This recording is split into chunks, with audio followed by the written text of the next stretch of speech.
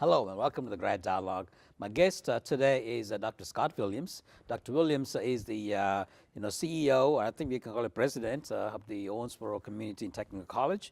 For those of you who may not know, even though he's been in Owensboro for a while, he's was born and raised in Lakeland, Florida. He's a graduate of University of Florida with a bachelor's and master's degree in animal science. When I read all the bio, I realized, God, you got a very vast, an experience in education. Right. He also graduated from the Colorado State University with a PhD in animal science, majoring in meat science and muscle biology. God, this is so advanced. Dr. Williams was a tenured associate professor in animal science in University of Georgia. Conducted a lot of research in animal growth and development, but he moved to Kentucky in 1999 to assist his family in agriculture. And then I think things started falling in from agriculture technology, and then the OCTC from anatomy and physiology courses. Now in administration since 2008, and we are so honored, to have him as a chief academic officer, and now the OCTC president.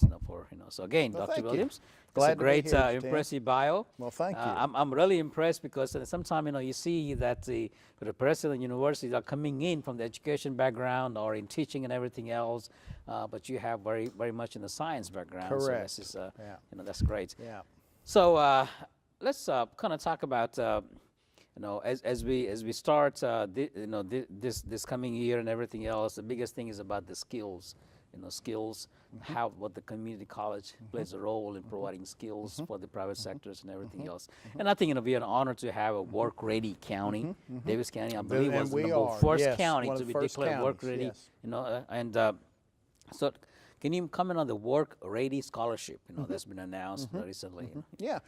The Work Ready Scholarship was implemented when the governor came on board as one of his big priorities, him and Secretary Hal Heiner.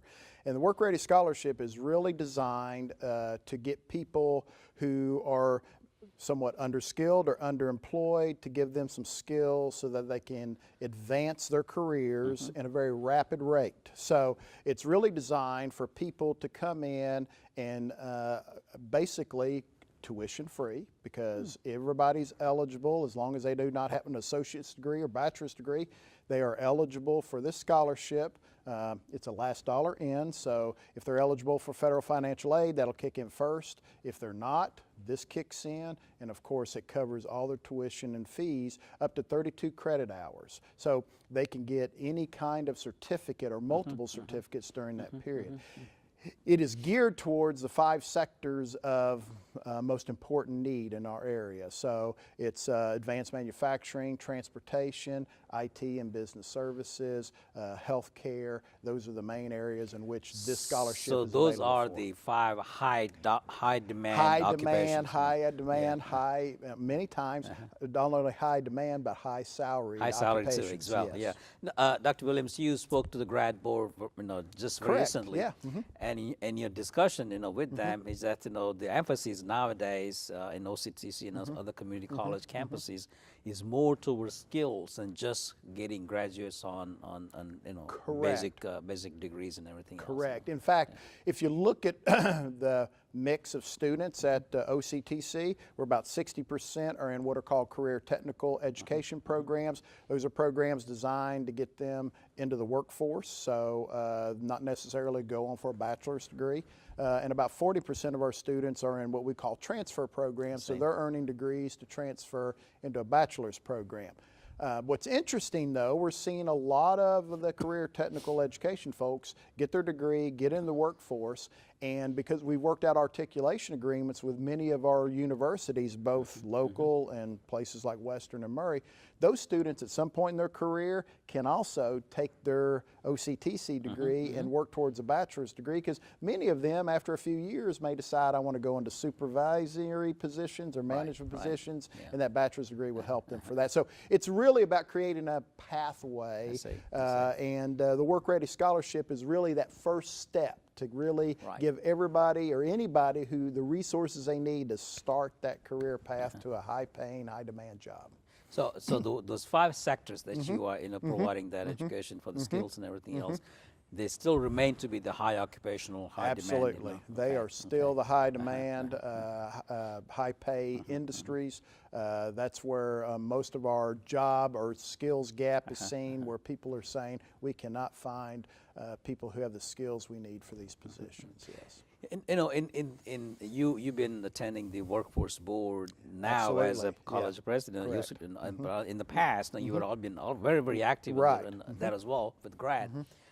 Now, recently, I think we're getting a lot more attention and a lot more cooperation from the public and private sectors on the Kentucky Fame program, Correct. or Go Fame, and all Yes. those things. And I Yes. think people don't realize it is not a big celebration. It's something that kind of comment on that. How does it impact the private sector and also the future Absolutely. of the skills? I'm glad you asked that, Jiten. It is really, now we've done it for so long, we're starting our fourth cohort this fall.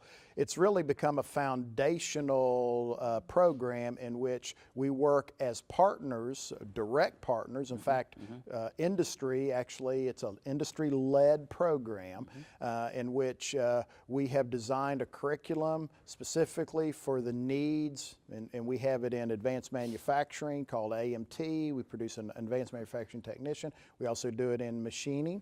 And so what we do is we work directly with business and industry leaders through the Go Fame chapter, the Greater Owensboro chapter, and this partnership with them and the EDC, we basically do the educational part. So 2 days a week, those students are in class. In 18 months, they've earned an associate's degree. And 3 days a week, a company is sponsoring that student, and they're working in the same field they're studying. So they're taking what they're learning in class and they're applying it directly that week to the workplace. The depth of learning is so much stronger, so much deeper. Plus, in the end, the industry, the business, has now an employee that is seamlessly into their workplace. They don't have to worry about, skilling them up, training them, getting them used to the culture of their company. So that is already taken care of. It's been extremely well received.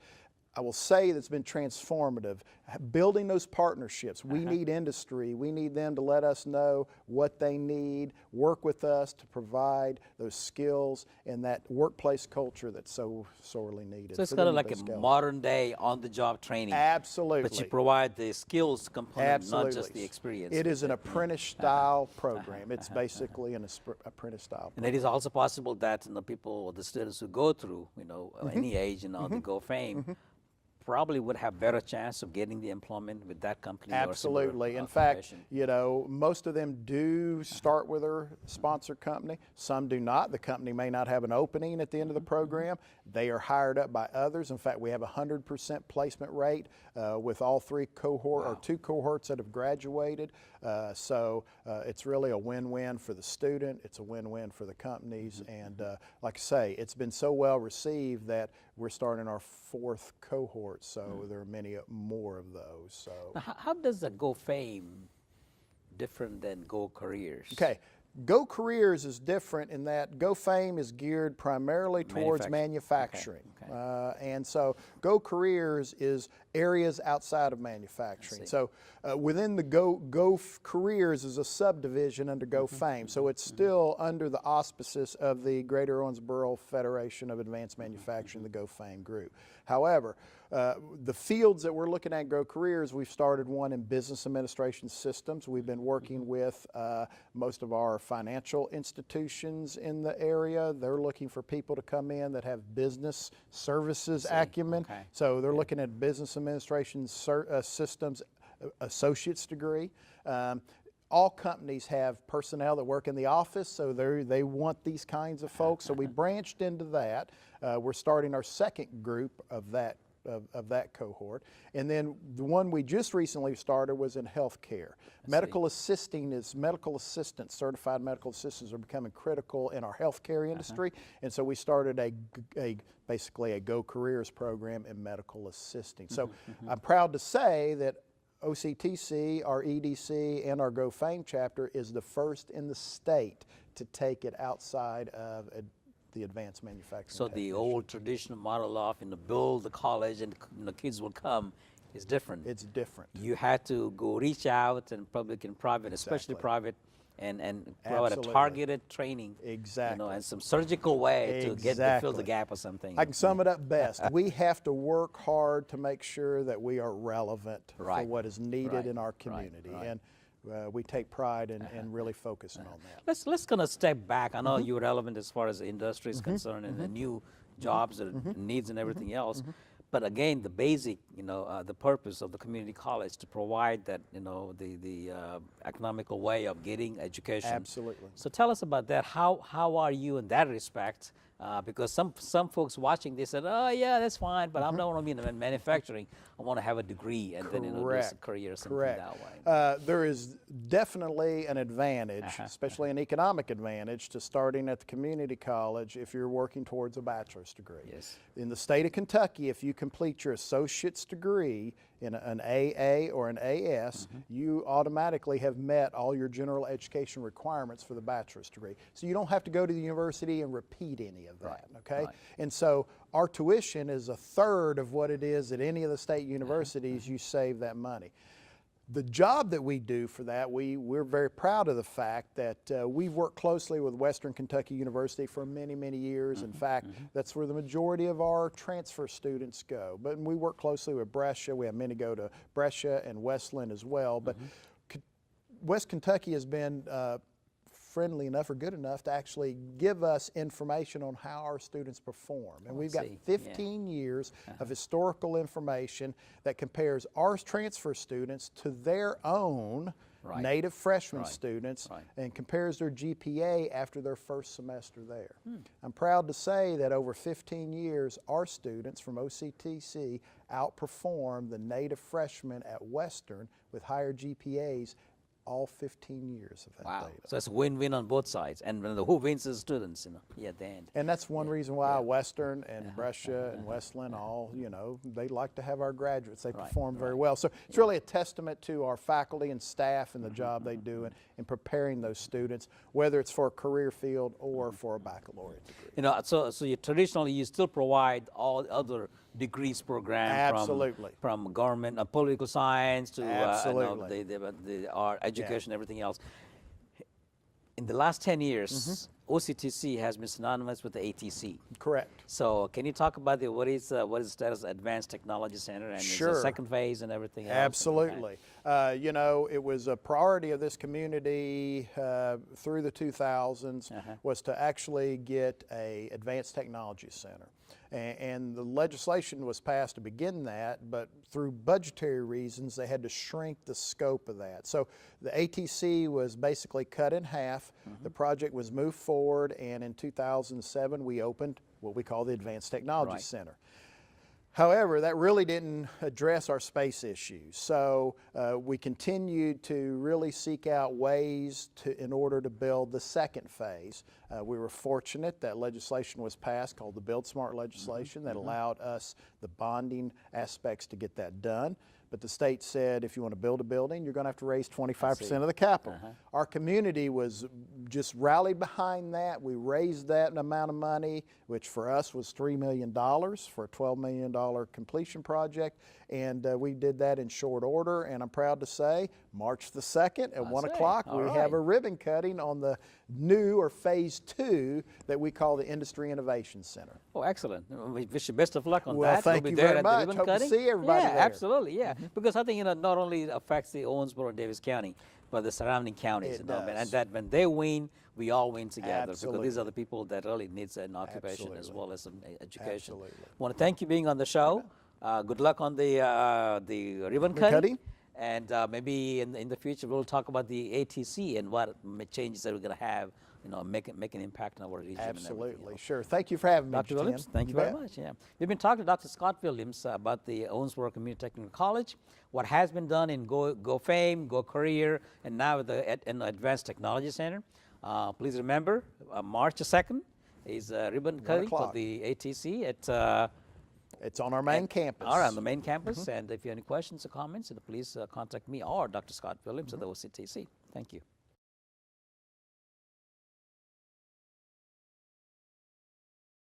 Hello and welcome to the Grad Dialogue. Please welcome again Tim Ross. Tim Ross is the Director of Public Events for the city of Owensboro. And we thought that, as the spring and summer is coming up, there are a lot of things are happening in now and also are going to happen in the Owensboro area. So it'd be great to kind of talk about those things and also talk about what we have been doing. He has over 20 some years of experience in event management, marketing, and the project management. Since he joined the city staff in about 7 years ago, he is working with many organizations, including GRAD, and also in state, and also in other region as well. And main goal being to promote Owensboro and provide the most effective ways people take advantage of Owensboro. But now it's called the everything's happening in Owensboro. Yeah, exactly. We were talking about before the show that there are so many different taglines over the years. Owensboro on the move. Right. Yeah. Between the chamber and the CVB folks and what the city's got, and they're all in the same realm of making progress and moving forward. And there's a lot of things that happen in Owensboro. And the Commonwealth a lot of times looks at Lexington and Louisville as the main things, but there's a lot of stuff that happens in our community, and the state's learning about it. And I think it used to be early, maybe I guess since I've been here for so long, that used to be known as, that's what the executive is, that's what barbecue capital of the world. If you think about that, now I think that it's not even mentioned anymore. It's more about all the things happening in Owensboro, so we're going to talk about those things. It is, exactly. And just like with OCTC and what Scott was saying, that there's a lot of things that are happening in our community, and the state is actually looking at those. Something as simple as Friday After 5, that our community is so familiar with, but yet other communities are always trying to replicate that and the success of what Friday After 5 has built. That's just one small example of what's going on here in town that other people are trying to emulate. So Tim, your role being, event, or I guess the public events staff person for the city of Owensboro, is more or less work with all other players. We do, yeah. Okay. I mean, it's got an administrative concept to it because all the nonprofit groups in town are just organizers that try to do, when GRADSA wants to do their buddy walk, all that permitting process with the insurance and the support all comes through our office. And there's 100 to 120 events a year that go through a permitting process, whether it's a 5K run or renting a park space to showcase something. So we've got that administrative component. But then the flip side of it, like you mentioned, is to kind of coordinate the pieces to it. And we want to add to the quality of life for our local citizens to make it easier, more exciting when Owensboro Health is trying to bring in doctors, that we've got a great community that we want to showcase and that people want to move here and live here, as well as draw visitors. And so we work with the CVB and the Convention Center regularly with trying to bring in new convention groups and new sports tournaments to enhance those economic drivers and fill those hotel rooms and fill up the restaurants with folks. So really, if you in all those things does require facility, locations, and all those kind of things. So just kind of going back to taking inventory of what we have, that we're really so proud that plays a role in making your job a lot easier to sell Owensboro in a sense. Yeah, sure. So how would you, just listing like River Park Center? Right.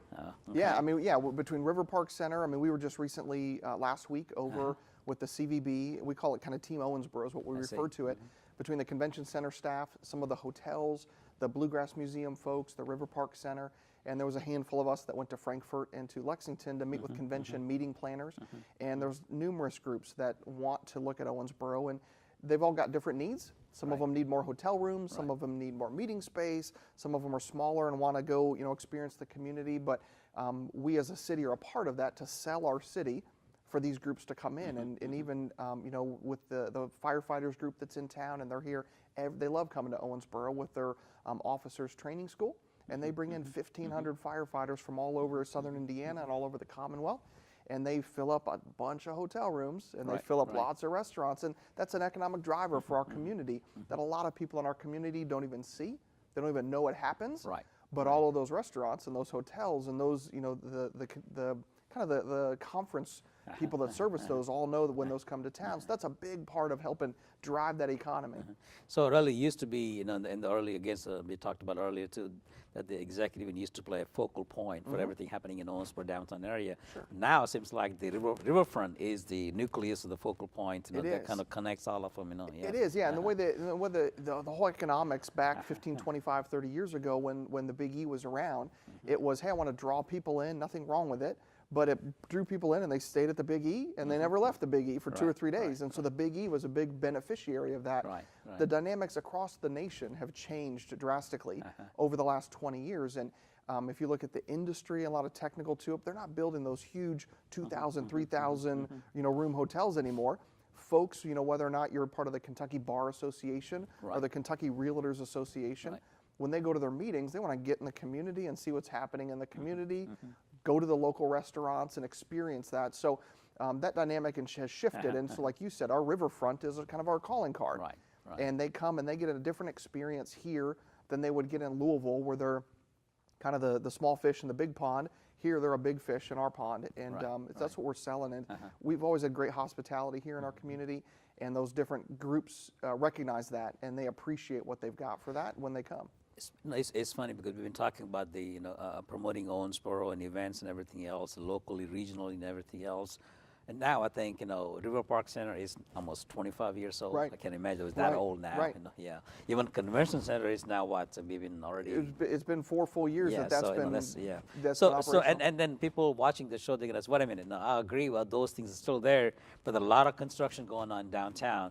So I know that's may not be in your purview and everything else. But can you kind of talk about those things and what are some of the things happening in downtown in construction-wise? What is already planned? There was also recently a groundbreaking for new facilities downtown. Then I think we can talk about the events itself. Lots of little game changers as part of our downtown. And again, the local community might not see it, but they do affect our local economy drastically.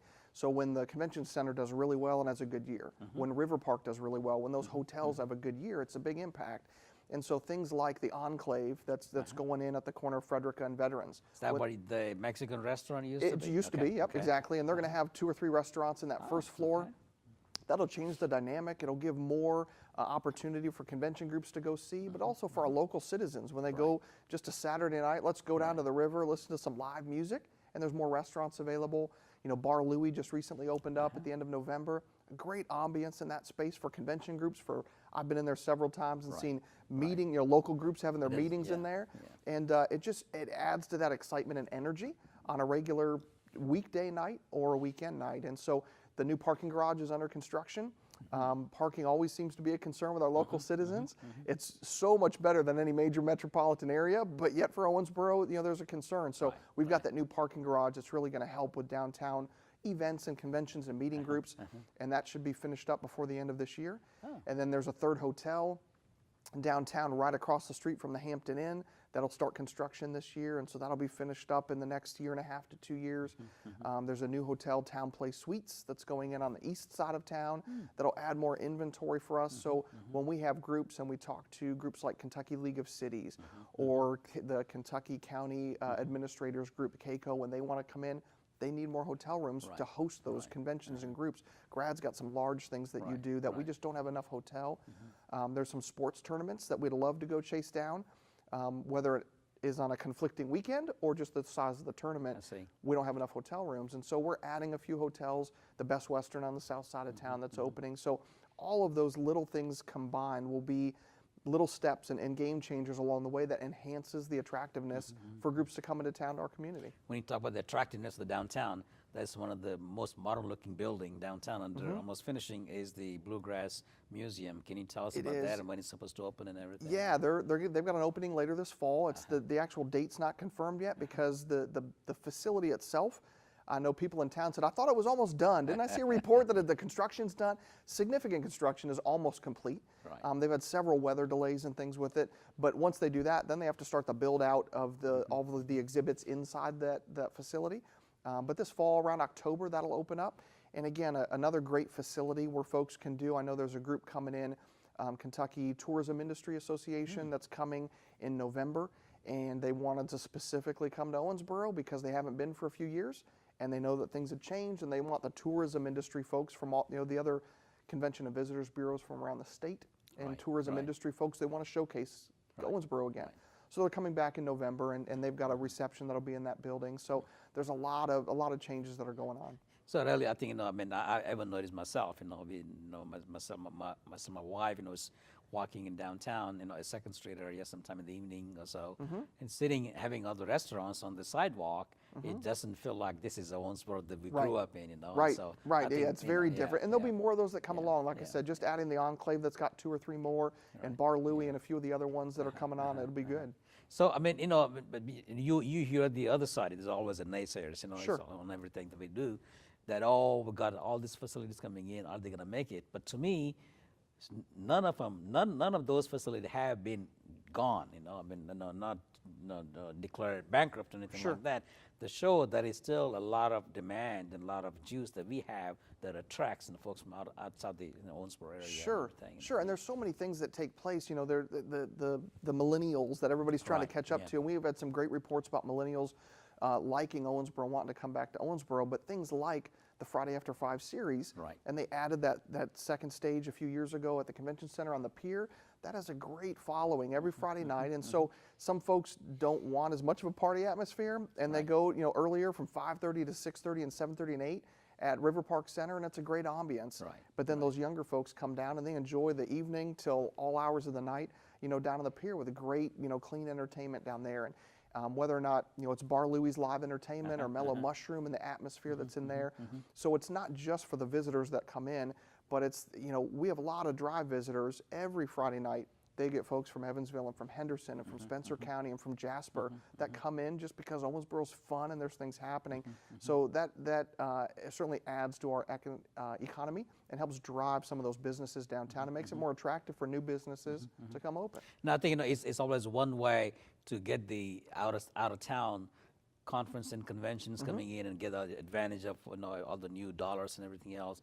But there's also the challenge that all of you guys, and done a great job, by the way, is trying to continuously have local events, Sure. so people take advantage. Because oftentimes citizens themselves don't take advantage of what we have, Right, right, So right. kind of tell us about what is coming up, and also more important is how people can find out, what is happening in Sure. the Owensboro area, maybe in purchasing tickets or the events Right. or on the calendar and all those things. Yeah, there's a lot that we try to do, and we try to be a bridge. Our office, I've been a big advocate since I got here a few years ago about partnering with other events, and there's some events in town that have just taken off and done really, really well, and the city can provide some services, very effectively of resources that we have. But I think of, right off the top of my head, Puzzle Pieces and that Right. Color Blast run that they've done that benefits so many special needs groups in town. We as a city had brainstormed the idea of an event similar to that, but we could never pull that off to the magnitude of having 2,000 and 3,000 and 4,000 runners in the first couple years like they did. But they reached out to their circle of influence and their group, and we as a city provide some support services for that and help partner with them. But that has raised annually $40,000, $50,000, $60,000 for local special needs groups every year, and now they're in their 5th or 6th year doing that. And the city provides just a little support, but yet it benefits so many local That's groups. so unique, for us. Now, what about the air show is still on for the upcoming year as well? It is, yeah. We've got, Barbecue Fest and July 4th, the air show. This will be probably the biggest one that we've had. The Blue Angels are coming, which is a signature jet team. I've had emails. I talked to the commission about this the other day. 2 months ago, back in November and December, I was getting emails from people in Dayton, Ohio, down in Orlando, Florida, from in Memphis, from over by Knoxville. Hey, we're trying to confirm our hotels. Where should we stay for the air show in 2018? And I'm thinking, we haven't even really advertised that, but it's going to be a signature event, and it's one that regionally it draws folks from all over the country, and it is a big an economic driver for us as a signature event every fall here in Owensboro. Now, is there one single site or one single local central point that people can get the information, purchase tickets? There is, yeah. Well, there's one central one. There's two. Our city events page, cityowensboro.org. There's a calendar, so any event that takes place within the city is on there. But we've been working with the Convention and Visitors Bureau, and they've taken the lead really well. And Dave Kirk and Mark and their crew. Visit Owensboro.com was developed several years ago, and they've changed the format of their calendar.